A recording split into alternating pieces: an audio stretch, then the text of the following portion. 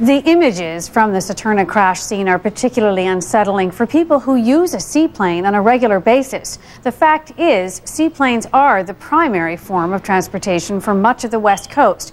But there are some proven techniques for escaping from a seaplane crash. CTV's David Kincaid tells us how.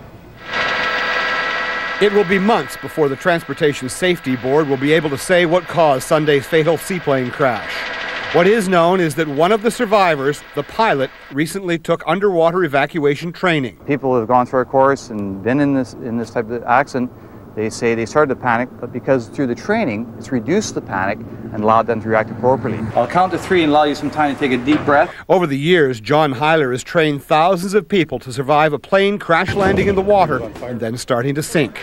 Because in an accident like this, drowning is the most common cause of death. People typically struggle to get out of the aircraft and are unable to and drown. And so in a controlled environment, John teaches people how to fight off the urge to panic. He teaches them how to stay calm when they are upside down in the water. Identify your exit. We've done over 2,500 people so far.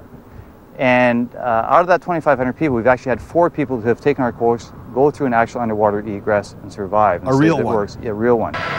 The helicopter is upside down in the water. Amazingly, the passenger had taken John's course just 4 days before this crash. What he learned in the pool helped him survive in the wild.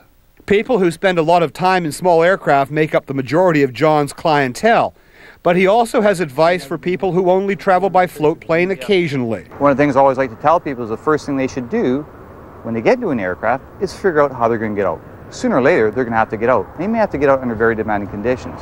Upside down, underwater, in pitch blackness. The ability to do so could be the difference between life and death. David Kincaid, CTV News, Vancouver.